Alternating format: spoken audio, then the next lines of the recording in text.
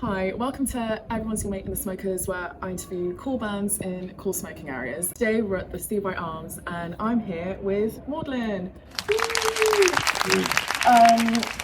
So I was just kind of doing my research and looking on your link tree, and you say that you draw influences from like alternative music, like indie music, folk, and just like rock music in general. And then after it, you guys kind of say, but it like doesn't make sense. But when I was listening to your stuff, it kind of does make sense. Oh, it does? It kind of does make sense. So I was just wondering like how you make it make sense. Show ticket. I feel like, you know, we pull from a lot of different influences. Yeah. And some are quite drastic. Like a lot of the influence comes from like 70s folk. Yeah. But then also Radiohead and stuff like that. Yeah. And then It's always been a bit all over the place. yeah, it just all goes in the pot, and then like Alfie, for example, comes in and glues it all together, and it hopefully makes sense as a result. I hope so. Cool. I I think it does, yeah. I'm glad. And in terms of the name Maudlin as well, where did that name come from? So that is the name of the village where I'm from. Okay, cool. So in the south of England, along the coast. It's in the suburbs of Chichester, cool. just a very small village called Maudlin. And then I researched the actual word, and it came up with tearfully sentimental, and then I Okay, thought, cool. kind of matches the music. Nice. Yeah. So yeah, I think with band names it's very important not to overthink it. Yeah. And we just had something there and kind of worked. I Okay, think. cool. When I was like listening to your stuff, especially your like live album from the Half Moon, we were saying earlier, a lot of Radiohead,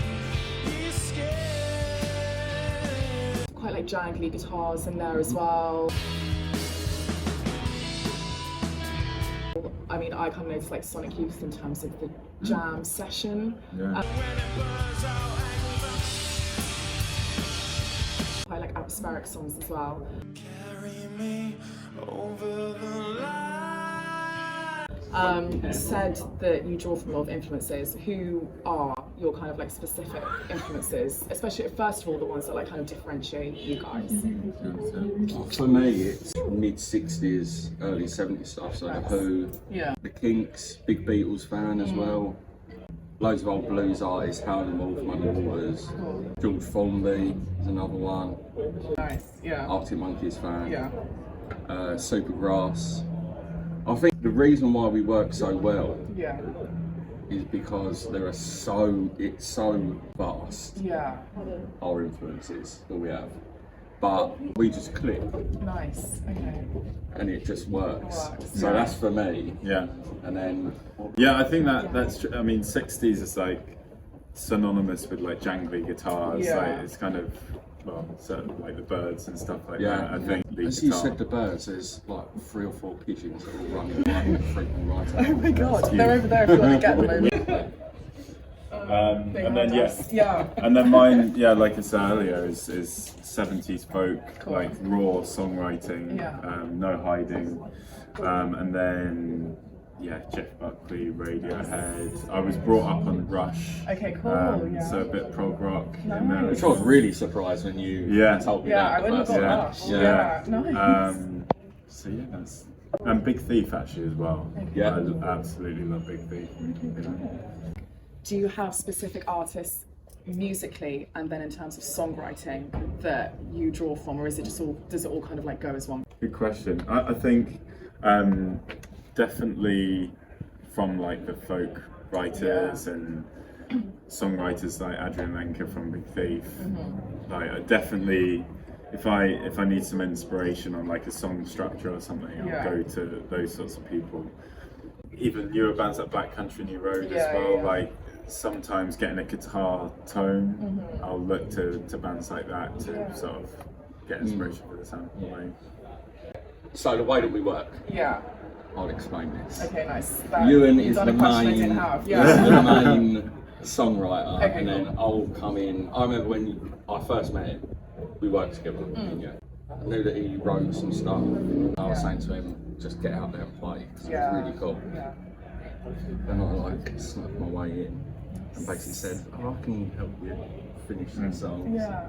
And then we just started. I think I wrote a part to one of the songs that he had.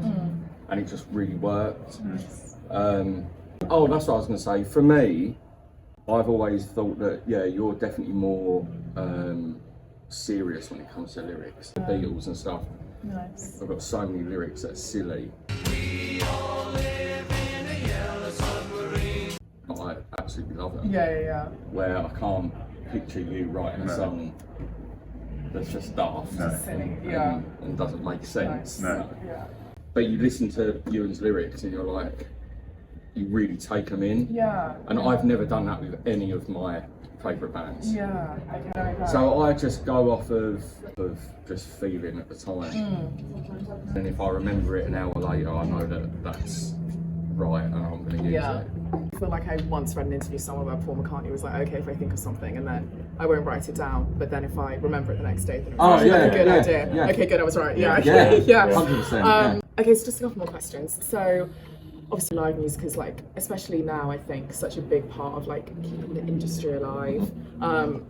People obviously come to gigs and like really feeling the impact like that music can have, like energetically. Is there like a live performance for like both of you guys, whether you've seen it live or just kind of whether it's like before your time, that you look to and you think, okay, that is the one that makes me want to be on stage, that was the gig?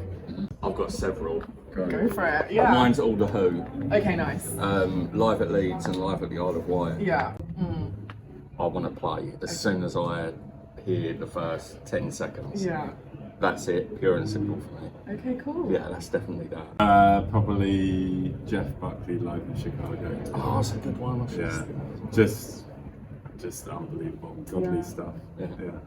And then final question. Dave Grohl recently said in an interview, like off the top of his head, kind of a perfect album, like start to finish, was like Pixies, like Surfer Rosa. He said he's probably listened to it like 10,000 times, just like absolutely obsessed with it. What is that album for both of you? I know.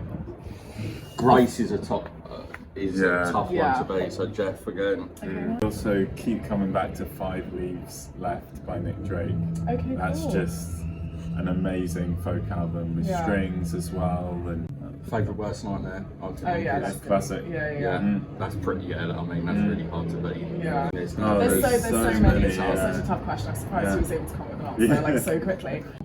Okay, well those were all my questions for you guys.